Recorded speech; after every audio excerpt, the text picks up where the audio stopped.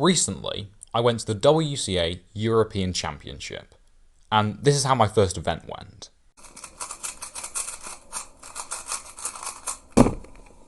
Oh wow, a sub 1. Only took me 4 solves. So this got me thinking about competition nerves and how to get good results in competitions.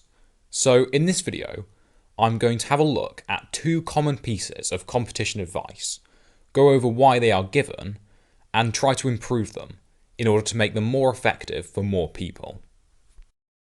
So the first piece of advice I hear a lot is go to more competitions.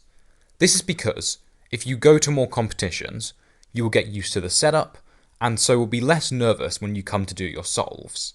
It also takes pressure off of the solves.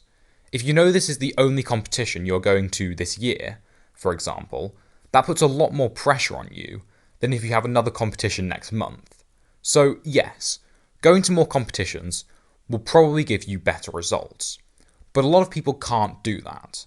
So what happens if you can't drive yourself halfway around the country every weekend to go to cubing competitions? Well, you can still follow this piece of advice, but in a different form. When you go to a competition, compete in as many events as possible. This has all of the same effects of going to more competitions. If you compete in more events, pressure is taken off each individual event.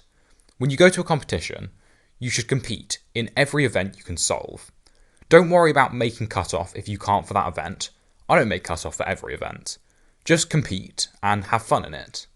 Basically, for every event, except for clock, if you can solve it, compete in it. The second piece of advice often given is to simulate competitions at home.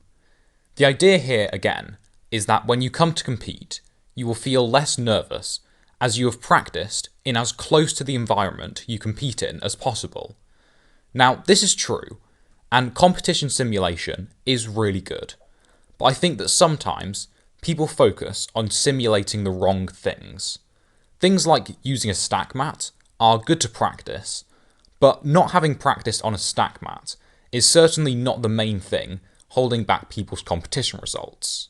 In my opinion, the most important things to simulate are the times between solves and the pressure of the solves. So let's discuss that. Firstly, time between solves. As you practice at home, you get very used to doing solves quickly after one another. You do a solve, scramble it, and then immediately do the next solve. In a competition, this is not the case, with about a minute to a minute and a half gap between solves, and this can be difficult to adjust to. For this reason, it can be useful to do some averages where you do a solve, scramble the cube, and then wait about a minute before you do the next solve. It can also be useful to stand at the other side of the room while you wait, as you will have to go to a separate waiting area in most competitions, and this practice helps to simulate that. Next, we have the pressure of the solves. Solves in competition will put a lot more pressure on you than solves at home, because you only get one chance at a competition.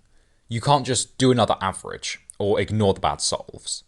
Now, putting pressure on yourself is very hard to simulate, but there are a few ways to do it. Basically, you have to trick your brain into thinking these competition simulation solves are more important than they actually are. For some people, just doing competition simulation will put enough pressure on you.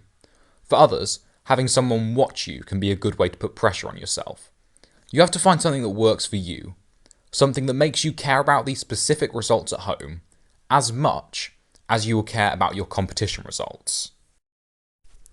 Yeah, so that's the end of the video. It's quite an abrupt end, isn't it? Which is not what I wanted, but I thought for actually quite a while about how to end this video, and I didn't really know because there's not really a conclusion. So yeah, I don't really know how to. So this is what you get. So make sure to like and subscribe, I guess. If I get to 1,000 subscribers, I'll learn to end my videos better.